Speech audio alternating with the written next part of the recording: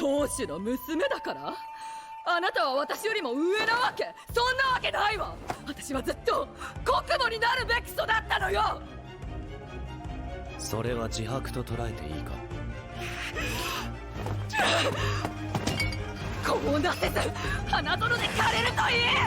リパー！触れるな！カンカンごときが汚らわしい！ I'm literally gonna wait for you. And I see you're gonna be like, nah, I'm not gonna like it. I'm just keep watching. Just subscribe. And you think the clip gonna cut right here, but it's not, because I'm still waiting for you to click that like button.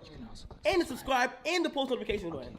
If I were to ask you, what do you think was one of the most coolest things that happened in 2023? I think that a lot of us would have different opinions on what happened, whether it's personal or just general. But when I think of the year 2023, I think of just how special that year was, especially for anime in terms of representation, because by the end of 2023, we got not just one, but two amazing female characters who will go on to be the respective faces of their genre. And I'm sure one of them you already recognize her because her name is Frieren, and she is considered the GOAT by certain people, and as such she's been dubbed the Queen of Fantasy. But right next to her, in my opinion, is another queen, and she goes by the name of Maomao. And in my opinion, by the time this anime is done, she will clearly be defined as the queen of drama, because this is how exceptional this anime is. And if you don't know which anime I'm talking about the Apothecary Diaries. And mind you, we're in season 2, so you should probably catch up, because this anime is super messy. Let's just get to it.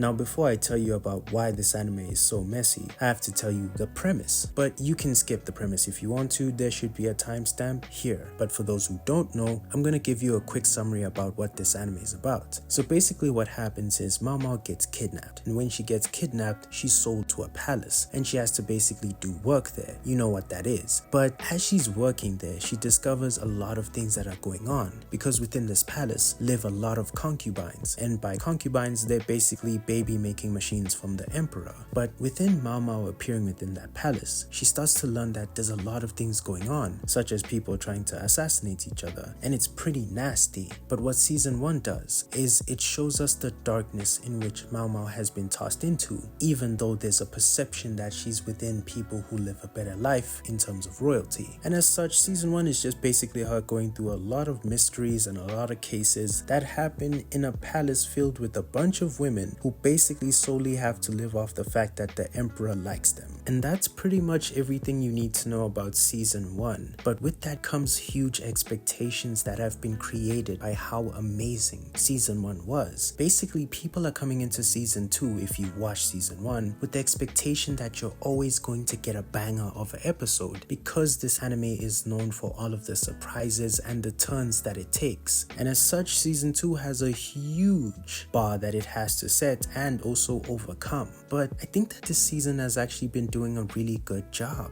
because the fascinating aspect of season 2 is that it took the baton and has been running with it. Within the span of a few episodes, I've seen various things that just reminded me how messed up this anime is, but why I fell in love with it, and other people did as well. Because literally, and I'm not even gonna try and spoil, I've seen a dude cross-dress, a corpse just be left somewhere for a whole year that no one knew about. There's so many fascinating storylines that have been happening within just a few amount of episodes that make you so invested in season 2. Because the cool thing about season 2, it portrayed itself as being this exotic, glamorous season, because you had this expectation that after Maomao has basically become kind of free and is working at the palace, you had this idea that her life would improve, but also life around her would be better, because technically Maomao is a hero. She's been helping people left, right, and center, and as such you would think she'd kind of be treated that way. But it's not like that, and that's the most fun part about this season, even though I shouldn't be saying that, because one of the cool aspects of the story this season is the discussion of restriction. Because even though Maomao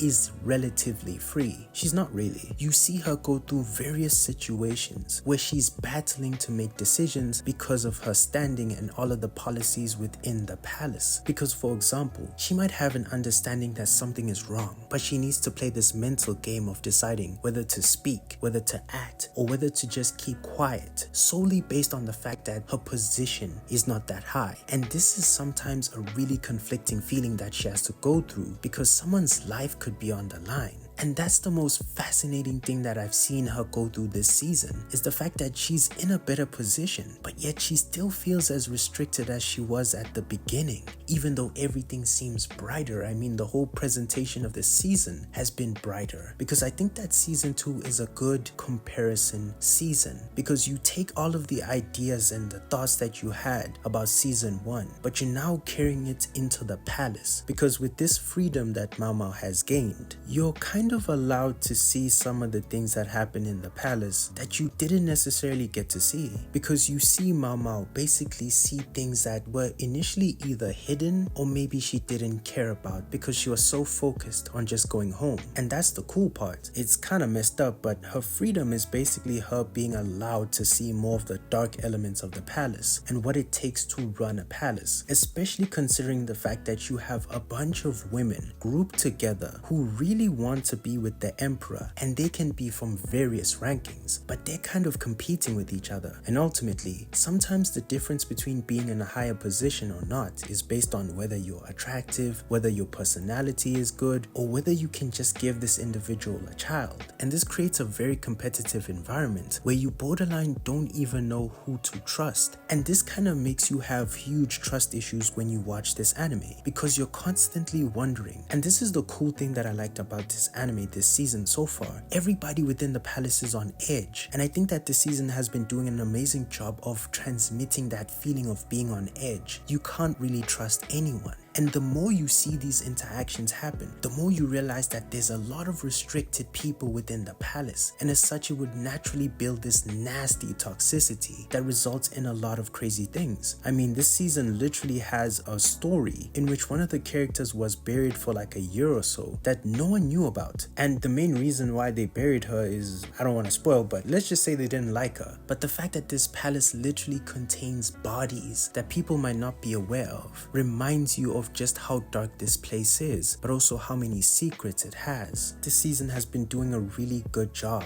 of just exploring the palace in itself, because initially season 1 was about us trying to get out of the palace. Now we're kind of working in the palace in season 2, and as such we're starting to understand what the palace is. And I find that this season is one of the most symbolic within the series, and we're only a few episodes in, but there's so many question marks, not only within the world of Maomao, but within everybody. I don't want to spoil, but there's so many things that make you want to just talk about this anime, and I find that to be so awesome, because I don't think any anime out there right now does storytelling within a royal setting as well as this anime. And I think that it's been doing a really amazing job of diving on a lot of uncomfortable topics. But now, with all of these positives that I've been sharing about this season, it's only fair that I share some of the negatives. And to be real with you, there could be quite a few actually. After watching some of these episodes, they're not really always gonna be bangers every single episode, because with that freedom that Maomao relatively has, it means that some episodes will be more chilled. They won't be as extreme,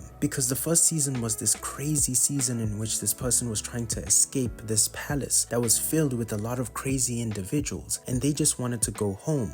But with this season, it's not gonna give you as many bangers because of the fact that she's more free and she's willfully working where she's at, and as such the episodes may be more chilled. You might be disappointed, but I still think that it's able to execute pretty interesting stories, but in its own pace. I do think that this season in terms of pace is a bit more slower, but I still think that the effectiveness of what it's doing is still pretty good. But also in terms of the animation, I think that the animation is pretty good. It's pretty amazing that it's able to carry on such good animation quality after just basically taking a year off. There's going to be 24 episodes of this anime. That's kind of crazy if you think about it. But then also in terms of the OST is wonderful. I think that it does a really good job of actually staying true to what it's trying to tell us. I think a lot of some of the Chinese influence is really strong, especially within the music, and you feel it, and it really sets a vibe of the time. So the OST is super spectacular, but then also in terms of the opening and the ending, I mean, they grow on you, but it's kind of understandable because like the first season had bangers, so it's gonna be harder, but the music is still good, especially the OP.